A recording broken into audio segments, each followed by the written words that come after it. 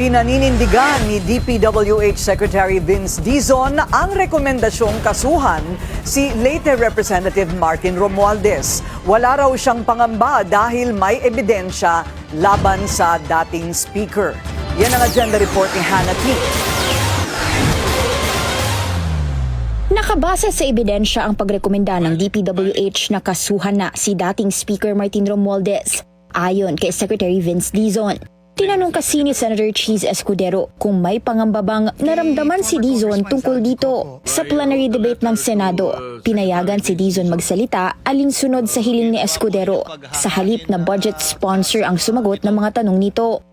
Wala po, Mr. President. Wala po. In fact, sa lahat po ng aking pag-uusap sa ating Pangulo, consistent po siya sa kanyang sinasabi na kung saan po ang ebidensya, doon po tayo pupunta. Kahit na sino pa po ang pwedeng maisama, basta tututok lang po kami sa ebidensya at yun po ang aming isusumite. Una nang nagbabala si Escudero na posibleng nasa likod ng di umano'y diversion ng issue sa flood control scandal si Romualdez.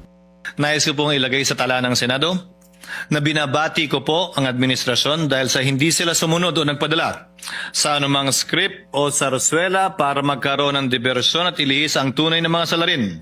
Nadawit din si Escudero noon sa kanyang di umano'y ham and cheese insertions na una nang ibinalita ng Bilyonaryo News Channel. Pinabulaanan ito noon ni Escudero habang kinwestiyon kung bakit hindi nasasangkot ang mga taga-kamara. Anya, alam daw niyang hindi naging madaling desisyon para sa Pangulong idawit ang kanyang pinsang si Romualdez, pero nanindigan pa rin itong wag ilihis ang issue sa flood control scandal.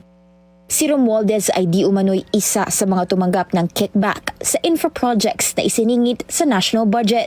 Inilantad din sa plenary debate na sa 421 suspected ghost projects ng DPWH mula 2018 hanggang 2025. Ang peak o tuluyang pagtaas ng bilang nito ay nangyari noong 2023 at 2024. Vina-validate pa rin ngayon ng ahensya at ng ICI ang mga proyekto. Sabi ni Finance Committee Chair Win Gatchalian, magagamit pa rin ang 2025 budget ng ahensya hanggang 2026. Valid pa ho until 2026. Ang obligation rate po nila is 76%. Ang disbursement po is about 49%. So yung mga hindi ho nagastos nila valid will be until 2026. Gustong siguruhin ni Escudero na hindi na naman magiging maanomalya ang DPWH budget for 2026.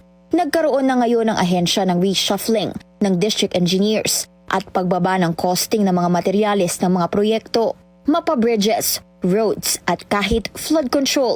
Nasa up to 50% daw ang ibinaba ang project cost. Nasa mahigit kumulang 255 billion pesos ang tinanggal sa 2026 budget ng DPWH kasunod ng flood control scandal. Para sa agenda, Hannah T. Bilyonaryo News Channel.